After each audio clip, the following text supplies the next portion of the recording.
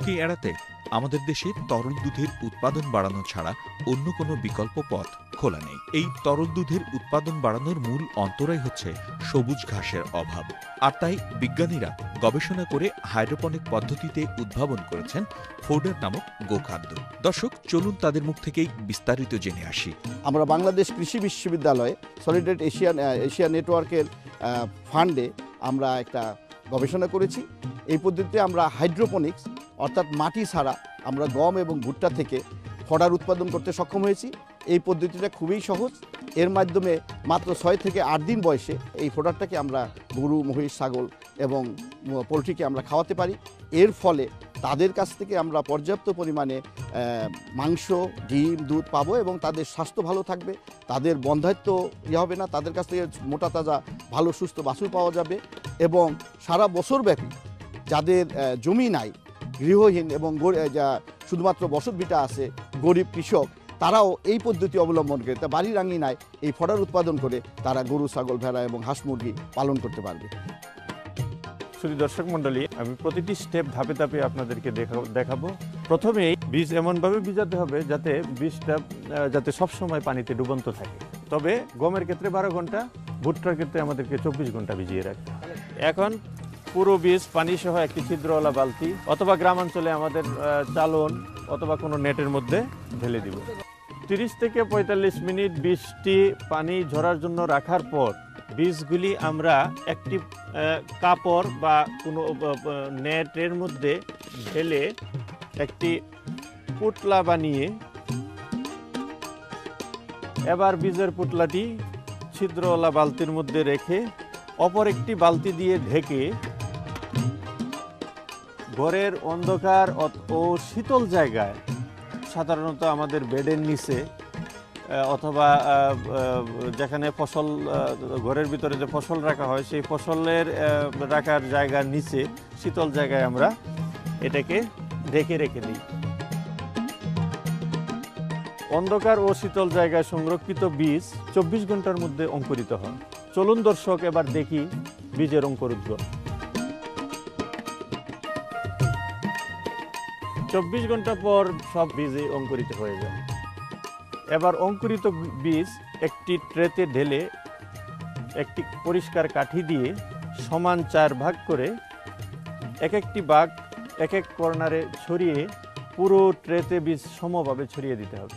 তবে খেয়াল রাখতে হবে যে পাশে ট্রের ছিদ্র আছে সে পাশ থেকে অন্ততপক্ষে 1 থেকে 1.5 ইঞ্চি জায়গা যেন খালি থাকে, যাতে পরবর্তীতে যখন এই বীজ থেকে রুট গজাবে, রুট যেন ছিদ্র বন্ধ করে না দেয়।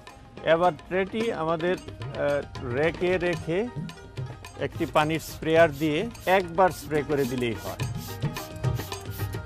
স্প্রে করার পর একটি কলা পাতা অথবা কচুর পাতা অথবা পুরাতন শাড়ি, লুঙ্গি দিয়ে পুরো বীজ সুন্দরভাবে ঢেকে দিতে হবে।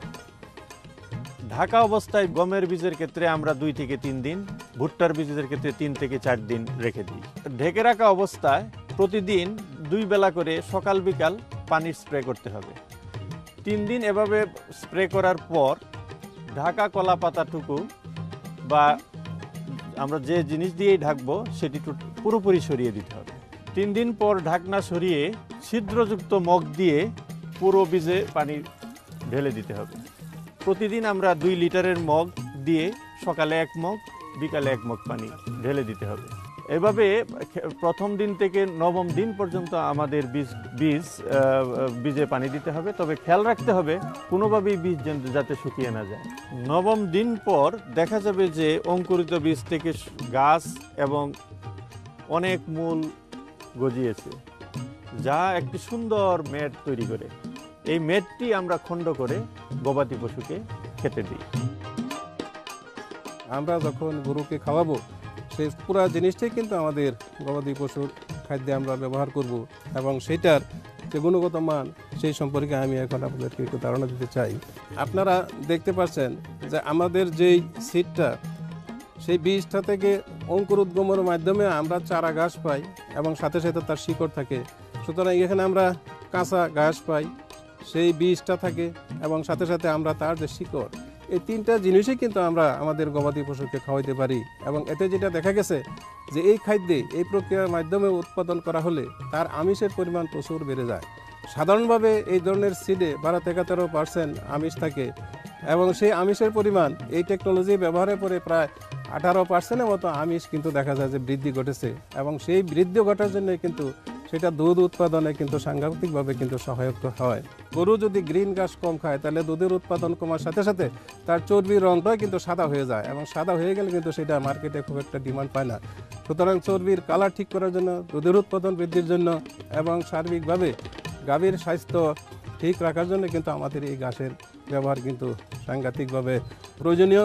তবে এখানে একটা জিনিস মনে রাখতে হবে যে এই যে আমাদের এই ঘাস আমরা যেটা এখানে উৎপাদন হচ্ছে হাইড্রোপনিক প্রক্রিয়া, একটা গরুর সারাদিনের যে পরিমাণ খাদ্য গাভীর, সেই খাদ্যটা আমাদের ক্যালকুলেশন করে নিতে হবে। সে যে পরিমাণ আমরা কিছু খড় দিই সেই খড়ও দিতে হবে, কিছু কাঁচা ঘাসও দিতে হবে।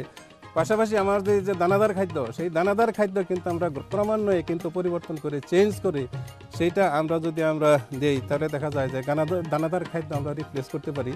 এবং আমাদের কৃষি বিশ্ববিদ্যালয়ের ডেইরি খামারে আমরা এটার উপরে যে ফিড ট্রায়াল দিচ্ছি 9টা গরুর উপরে, সেই ট্রায়ালে দেখা গেছে যে আমাদের দানাদার খাদ্য আমরা ক্রমান্বয়ে রিপ্লেস করে এটা প্রথম 30% দেওয়া শুরু করেছি এবং এখন আমরা প্রায় 50-60% দানাদার খাদ্য সরিয়ে দিয়ে কিন্তু আমরা এই ঘাসটা গরুকে দেওয়ার পরে আমাদের দেখা গেছে যে 10-12% কিন্তু আমাদের প্রোডাকশন বেড়ে গেছে।